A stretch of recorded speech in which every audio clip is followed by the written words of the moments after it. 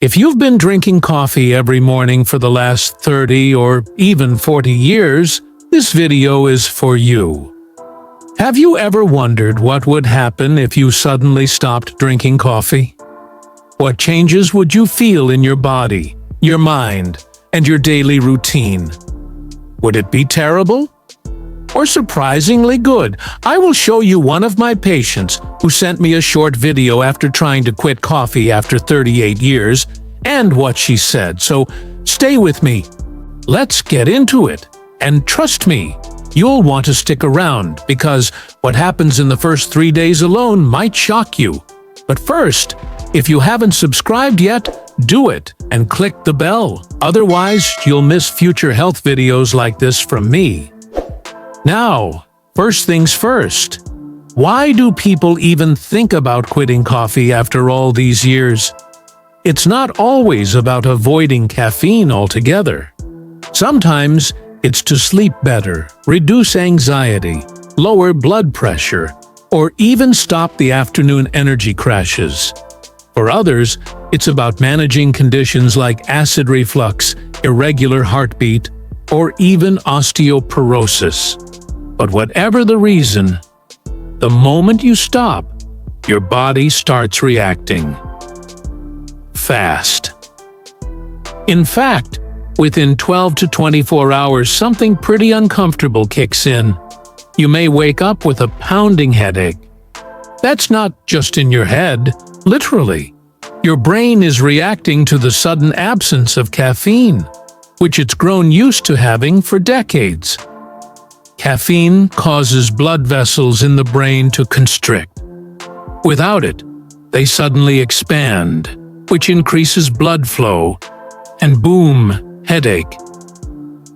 But here's where it gets interesting. That headache, it doesn't last forever. For most people, it's gone in a few days. And what comes after might surprise you. Around day 2 or 3, you might feel a drop in energy, like your body just wants to nap all day. This isn't weakness, it's biology. Your brain's adenosine receptors, which caffeine normally blocks, are suddenly wide open. That chemical is what makes you feel sleepy. It's like taking your foot off the gas pedal and slamming the brakes. You feel sluggish, tired, maybe even irritable, but here's the twist. This is also the point where your body begins rebalancing itself. So you might ask, is it even worth it to go through this mess? Absolutely. And let me tell you why.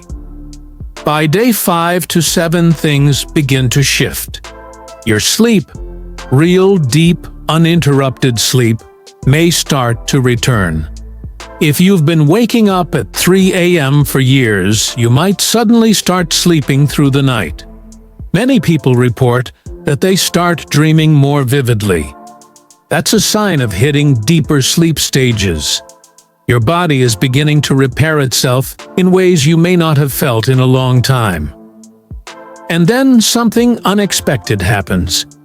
If you are still watching and love the video, please give a like and type 1 in the comments or 0 if not, to let me know how I can make better videos.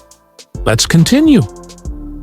Around week 2, you might notice your digestion improving. No more mid-morning acid reflux. Less bloating.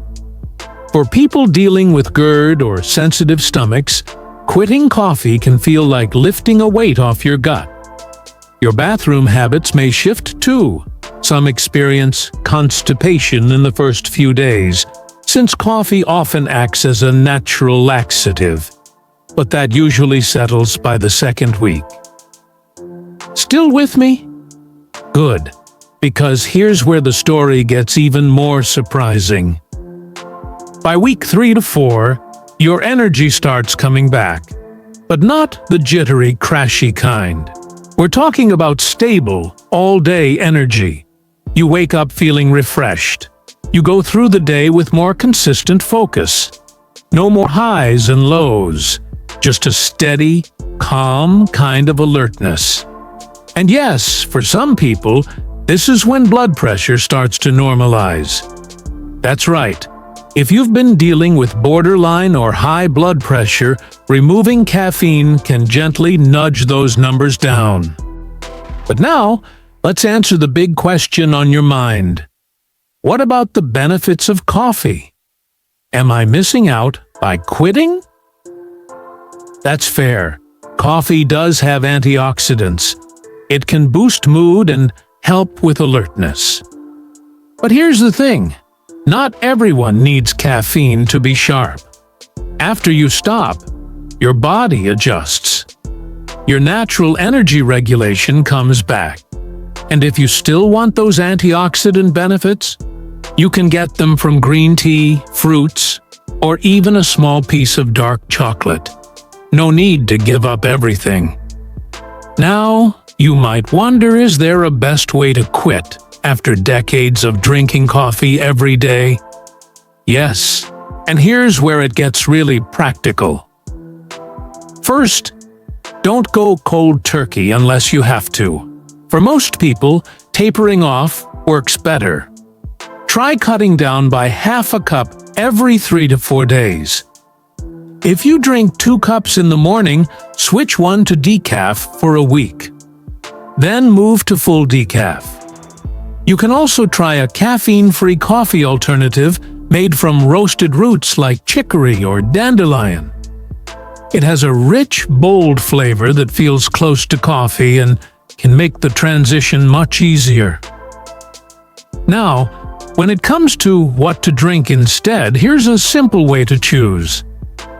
If you just want to replace the flavor and feel of coffee, go for the roasted coffee. If your goal is better sleep, or calm herbal teas like chamomile or rooibos are a good.